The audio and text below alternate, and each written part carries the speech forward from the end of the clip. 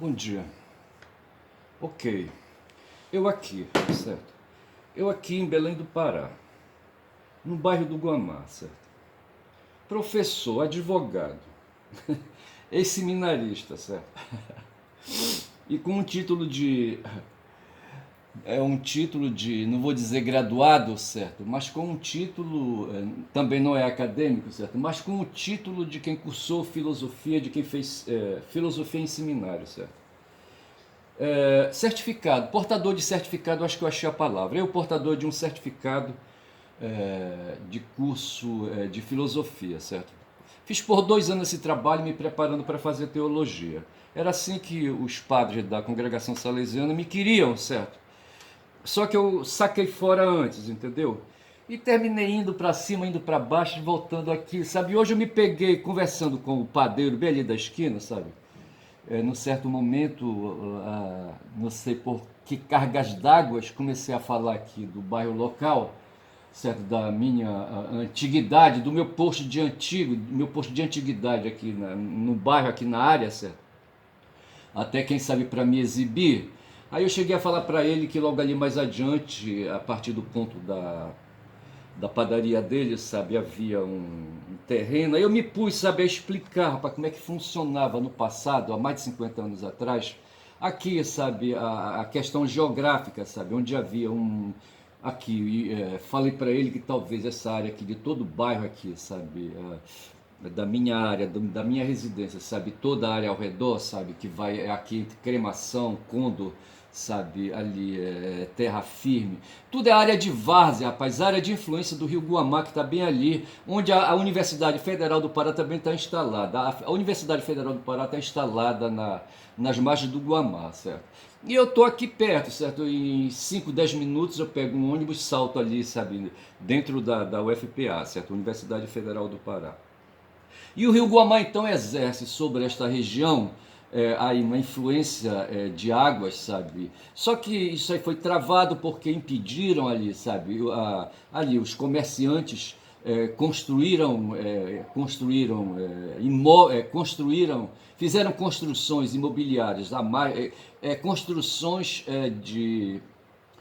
construções de negócios, como é que a gente pode dizer, de prédios, de pontos de comércio, certo, na área, certo, e se apropriaram de toda a margem, aí a margem do Guamá, sabe, de ponta a ponta. Belém não é uma cidade costeira, certo, tem uma imensa costa aqui, sabe, em torno da Baía do Guajará e dos rios afluentes, mas não tem assim uma via, sabe. Lá em Macapá, por exemplo, tem uma parte da cidade de Macapá, sabe, que é a descoberto, não tem construções costeiras tipo assim. Macapá é banhada pelo rio Amazonas, certo?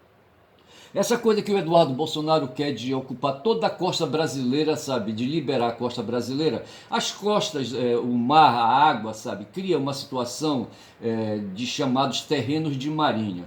Não necessariamente terrenos da marinha, aí, sabe, dessa força militar nacional, tá certo? Não quer. Terrenos de marinha não quer dizer terrenos da marinha. Marinha do Brasil, sabe? E terrenos de marinha, essas duas palavras, marinho aí, esse adjetivo, são assim, duas acepções diferentes. Uma se refere à força militar, a outra se refere ao mar propriamente dito, sendo que o sentido de mar está presente nas duas acepções, nos dois adjetivos, certo? Tanto em terrenos de marinha como na força aérea, digo, na força de águas, sabe? Chamado marinha, tá certo? Porque marinha se refere a mar. Correto. E o terreno de marinha é uma noção aí, sabe, criada, uma noção, como é que a gente poderia dizer, uma noção geográfica, certo? Relacionada à posição das águas e dos terrenos aqui em relação às águas, sabe, as águas aí, dos rios e mares, tá certo? O fato é que o Guamá domina, sabe, geograficamente, fluvialmente, aqui a capital Belém, de uma forma geral, tá certo? E eu estou aqui na região do Guamá, onde Guamá é o nome de um rio, certo? E esse rio, num passado aí, sabe, ocupou aí uma influência muito grande aqui na região, sabe? E a minha casa onde eu estou, sabe? A casa onde eu estou, certo? Está numa área de várzea, certo? Só que essa área de várzea, ela foi separada, aí, sabe, da margem do rio. Hoje não é mais margem do rio, porque entre o rio e aqui o ponto da residência, sabe, é muitas construções e aterros. E a água do Guamá, sabe, exceto se fosse numa hecatombe, sabe, numa queda d'água aí, sabe, num desses fenômenos da natureza, numa tromba d'água, quero dizer, sabe, e que a água poderá chegar aqui. Mas se isso não acontecer, sabe, eu estou livre das águas do rio Guamá, tá certo? Mas o fato é que no tempo aí, sabe, que eu cheguei por aqui, a minha família, a minha mãe com meu pai, o dinheiro era do meu pai. Minha mãe fez um negócio aí, sabe, mas ela usou o dinheiro do salário do marido dela, certo? E assim, o fato é que nós tiramos um terreno aí, mais ou menos assim, tipo, de 8 metros de largura, que perderam, sabe, com o tempo, sabe? Hoje são mais ou menos 5 a 6 metros de largura por 25 de fundo, mais ou menos isso. Tirou um terreno onde havia um barraco coberto de palha, certo? E onde nós nos alojamos por falta de opção melhor, certo? E esse terreno, rapaz, pertencia a essa área de várzea, em que uma família antiga aqui do Guamá se apoderou, sabe? Teve uma viúva de prenome, acho que Umbelina, não sei se Umbelina era o sobrenome dela, mas o fato é que provavelmente essa região aqui onde está encravado o terreno da minha residência, sabe? Pertenceu a uma família aí, sabe? Uma família aí de pessoas, sabe? Que chegaram por aqui, primeiro se apropriaram, talvez fosse uma fazenda, um sítio, qualquer coisa assim. E aí, sabe, o populacho foi chegando, foi ocupando, ocupando. Isso aqui era uma terra baixa, sabe, para onde vinham todas as águas ali de cima do bairro de São Brás para cá, sabe, eram canalizadas e elas procuravam ali, sabe, cair no Guamá, tá certo? E depois disso foram feitos obras de saneamento. Só sei que essa viúva umbelina, rapaz, sabe, ela faturava vendendo lotes de terra aqui, sabe? Quem queria procurava o advogado dela, sabe? E o advogado dela comercializava o tamanho dos lotes. Eu creio que esse lote onde está a residência, a minha residência, foi aí, sabe, aí, posse dessa umbelina, tá certo? E eu falava pro padeiro que ali perto do ponto de comércio dele havia um terreno dominado pelos moradores de uma rua paralela à minha. A minha rua é a Castelo, certo? E a outra ali adiante é a Zé Bonifácio. E havia umas residências ali na Zé Bonifácio que tinham os fundos para Castelo. E de lá vinham garotos, sabe, jogar bola num terreno, sabe, que no tempo aí, quando as águas da chuva, sabe, aí baixavam no verão, formava ali uma ponta, sabe, ali uma cabeça de terra ali, onde de areia, um areal, sabe, onde a molecada, sabe, e adultos também iam jogar bola, sabe, todo dia, de segunda a segunda, sabe, ocupando ali, e o pessoal lá da Zé Bonifácio descia. O terreno ali que chegava aqui na Castelo, o terreno era na Castelo, mas na verdade era uma extensão de uma residência lá da Zé Bonifácio, certo? E eles achavam então, os moradores da Zé Bonifácio, eles varavam vindo, descendo, achavam que aquele terreno era assim, sabe? Na hora do lazer, era eles que tinham direito de ocupar. Os moradores aqui da área, aqui, como eu, sabe? Nós íamos para lá, a partir ali do meio-dia, 1 hora, 2 horas, e ficava lá até quando os caras chegaram. Aí aconteceu uma vez essa história que eu não contei pro padeiro, certo? Na minha exibição dele para mostrar que eu sou antigo aqui na área. Ele perguntava, tipo assim, de onde o senhor veio? Ih, rapaz, eu vim para cá molequinho. Mas o fato foi que uma vez, rapaz, eu estava lá, sabe? Isso foi antes de eu ir para o seminário, então eu devia ter uma idade de 10 e 13 anos, eu fui para o seminário com 13 anos. E um dia estava lá jogando bola, sabe? Com uma bola Pelé, eu acho, sabe? Quando chega o pessoal lá de cima, da Zé Bonifácio, sabe?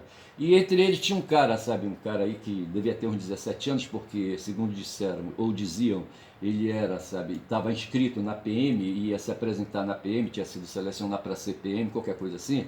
Aí esse cara chegou com a boçalidade dele, sabe? Aí colocou o pau dele para fora e começou a mijar todo mundo, sabe? Os molequinhos aqui da área aqui da Castelo, sabe?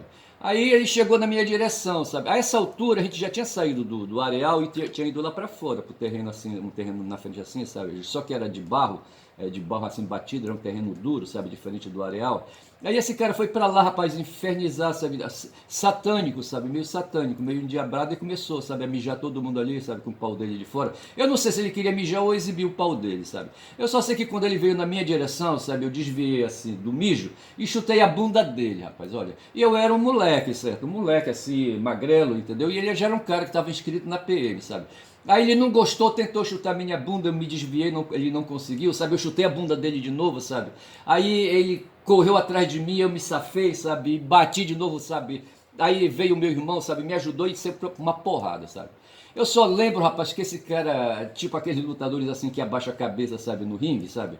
E coloca assim a mão na frente, sabe? E veio pra cima de mim. E eu cutucando, sabe? Cutucando no estômago dele e na cara dele e no estômago dele, sabe? E chutava a bunda, sabe? E meu irmão chutava também. Eu só sei, rapaz, que pra mim quem ganhou essa peleja fui eu, sabe? Essa porrada. E o cara já era, sabe? Aí um cara ia fazer 18 anos, sabe?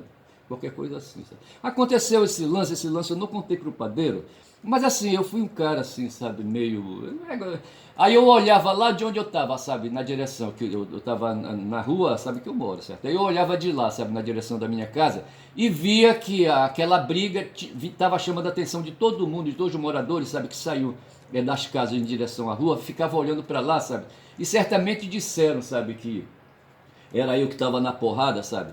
E chegou o boato para mim, depois que a porrada acabou, sabe? Que a minha mãe queria me pegar, certo? Eu não sei por que ela queria fazer isso. Talvez porque ela quisesse me disciplinar para dizer que a gente não deveria, sabe? Ficar brigando na rua. Outra vez, rapaz, foi com um cara aí, sabe? Um tal de Nonato aí, sabe? Que... Um cara era assim, um cara encaixotado assim, sabe? Atarracado. Ele era irmão do Bill, sabe? Aí um dia ele chegou, rapaz, eu frequentava a igreja, e era coroinha, sabe, aquela coisa toda. Aí um dia ele chegou comigo e falou assim, todos os padres são frescos. Eu não sei por que ele falou isso, rapaz, ele falou acho que pra me invocar, entendeu? Rapaz, eu não contei, sabe, desgraça, mandei uma bolacha na cara dele, um soco no olho dele, sabe, puta que pariu. Aí o irmão dele queria me pegar, o Bill, sabe, o Bill era mais velho assim, sabe, um cara também assim, ele era escuro assim, sabe, um caboclo desses aí de beira de rio assim, sabe, que não era, é um mestiço aí, sabe, que não era índio também não era branco, sabe. Aí um cara queimado assim, sabe, e ele queria me pegar, era um cara assim forte, entendeu?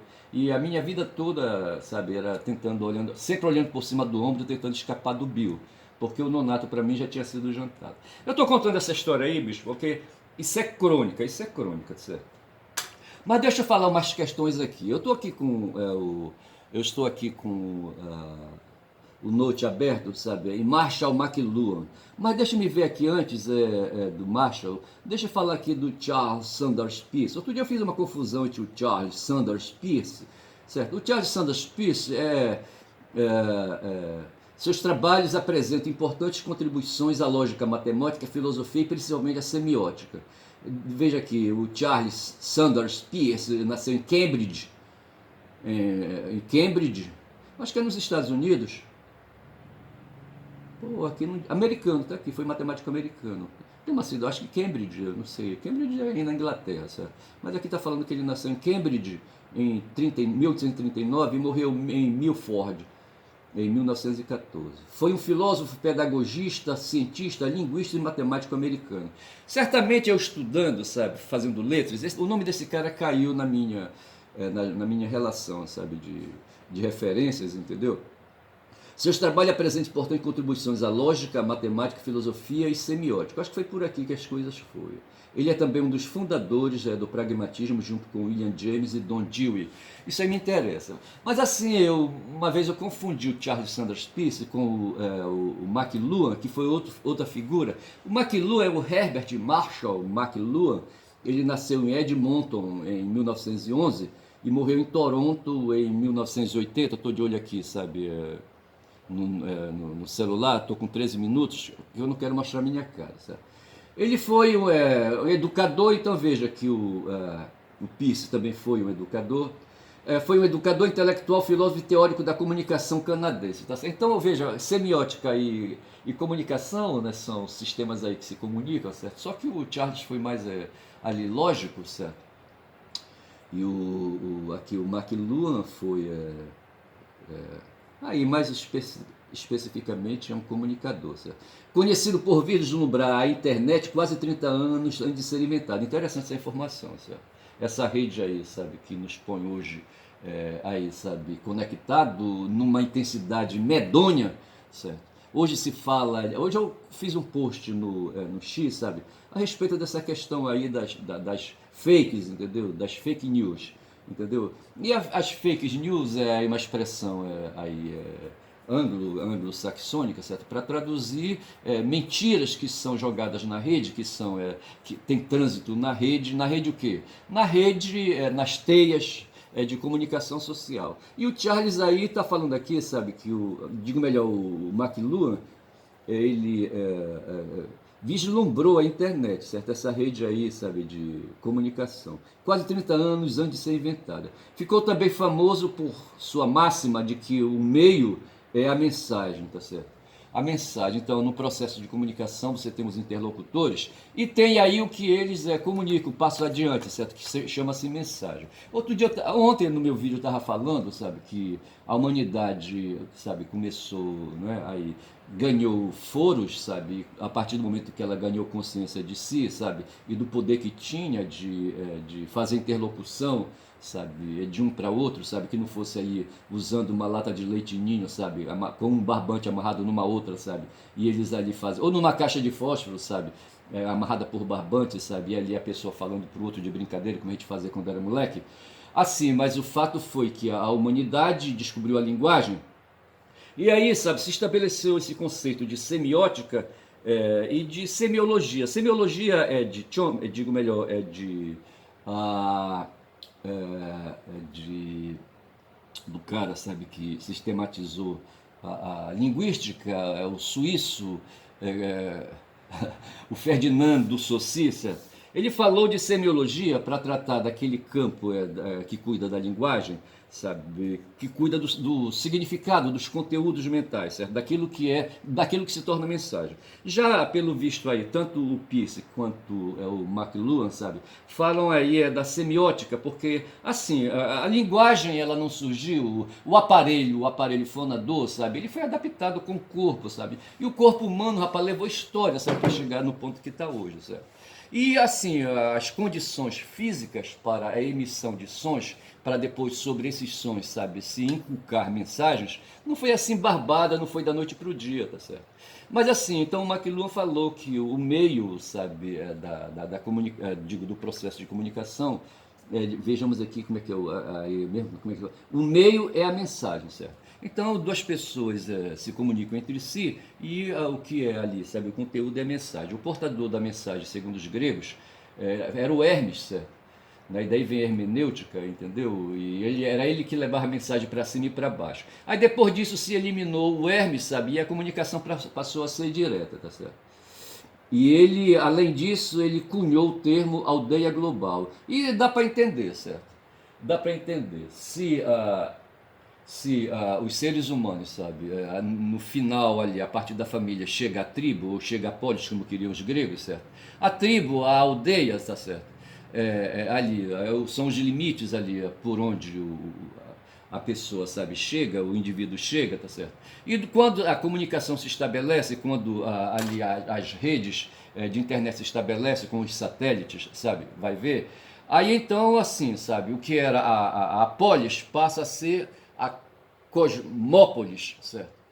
Hoje são as metrópoles, tem um nome aí, sabe, que expande mais ainda a noção de polis, entendeu? Então é isso que nós temos hoje, sabe, no mundo. E quem despertou, sabe, o palavreado aí para essas noções foi justamente o McLuhan. Eu estou cumprindo aqui essa obrigação para lembrar, sabe, que no primeiro momento da fala, nós seres humanos fomos primeiro semióticos e depois semiológicos, certo?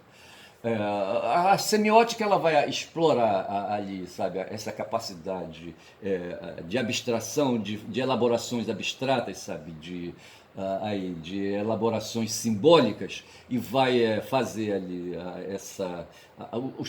produzir conteúdos, sabe, mensagens, digo melhor, vai produzir os conteúdos das mensagens e isso aí vai ser viabilizado no primeiro momento através das pontas dos dedos, dos gestos, sabe, das feições físicas do rosto, sabe, dos movimentos do corpo, quem sabe da dança, tá certo? E do gestual, enfim. né? E depois, com o balbuciar dos primeiros sons, gritos, sabe, ali, onomatopeias, qualquer coisa assim, e essa coisa veio marchando devagar, tá certo?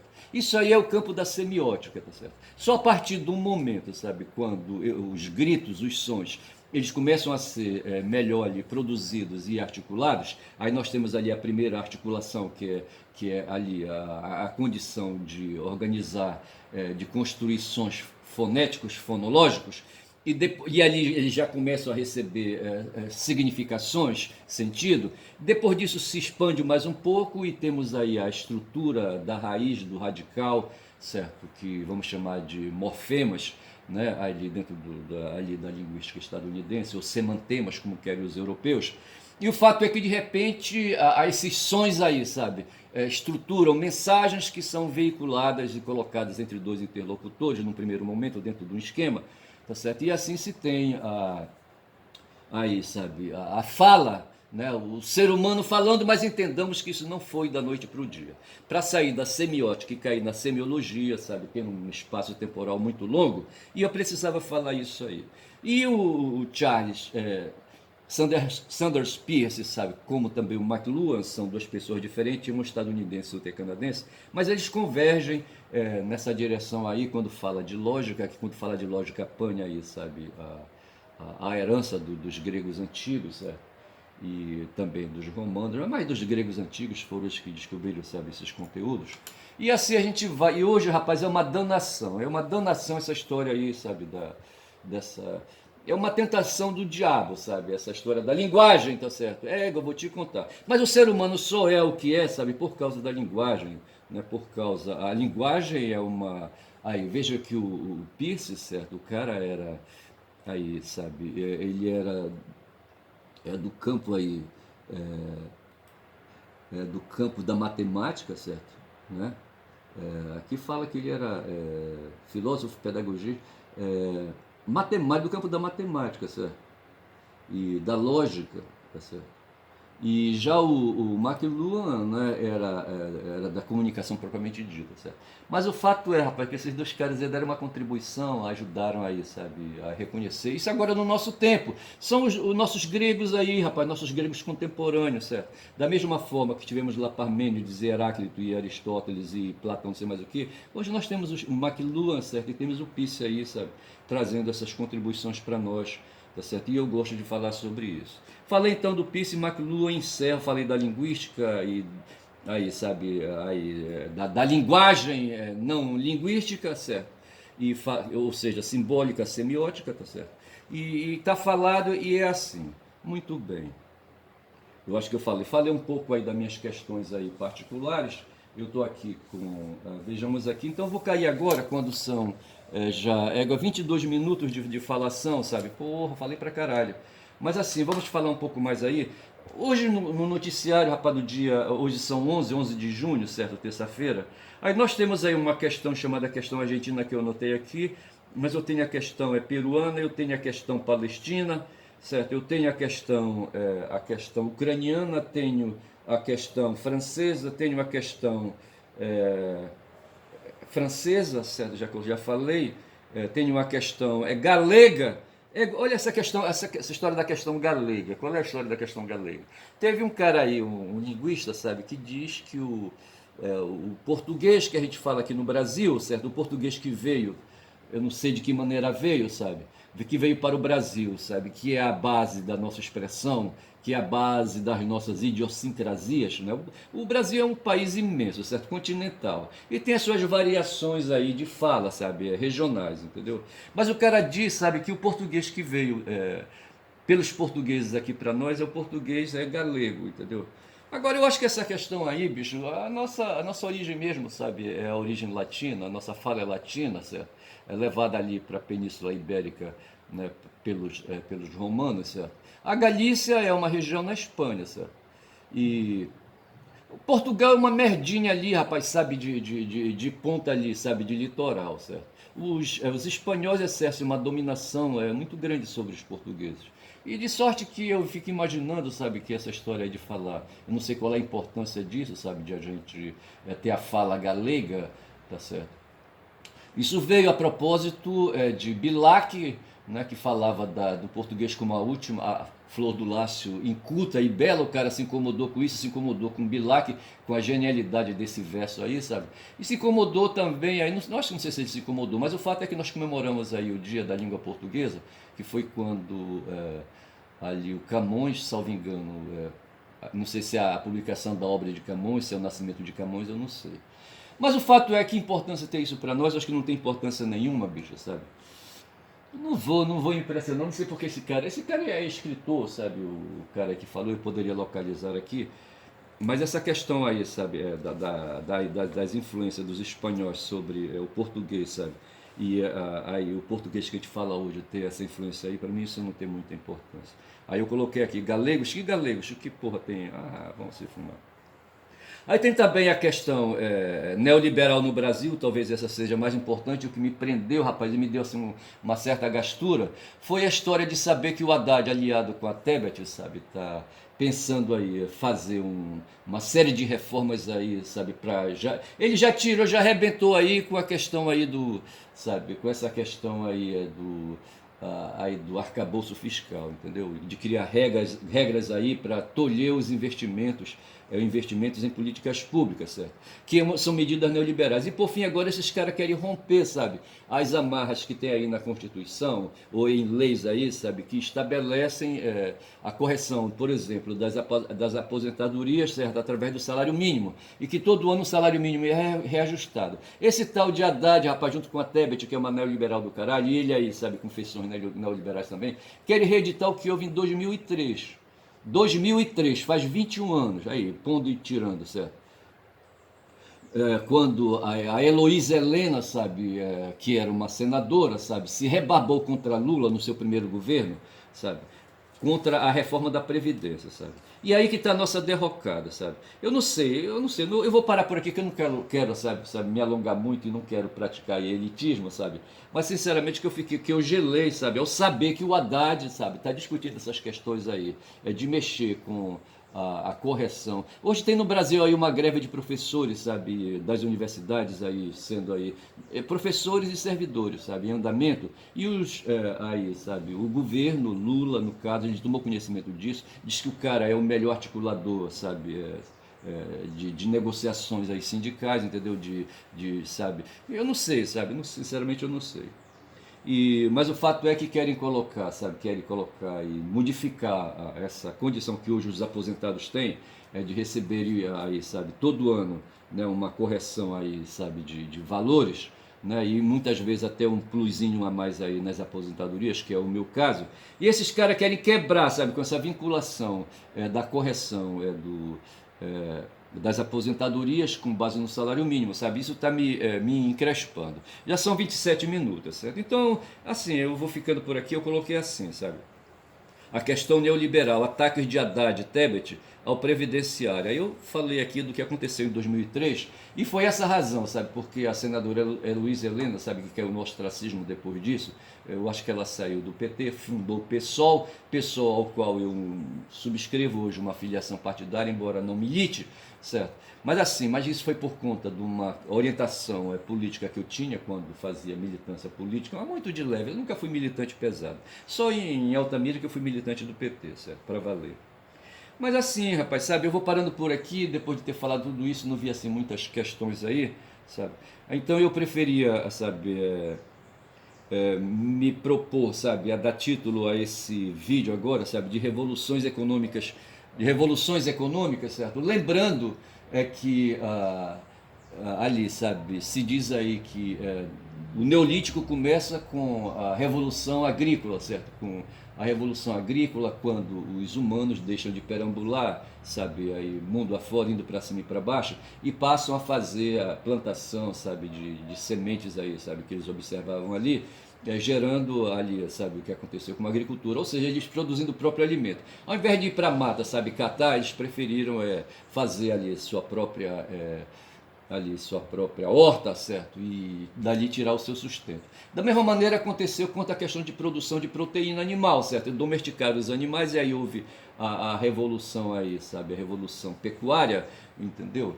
E se lembrar que o mito de Caim e Abel é justamente esse momento do Neolítico, em que do lado nós tínhamos o Abel, sabe, que era o criador de animais, sabe, de proteínas, produtor de proteínas animais, e do outro lado estava o Caim, produtor de produtos da terra, certo? De produtos aí de vegetais, entendeu?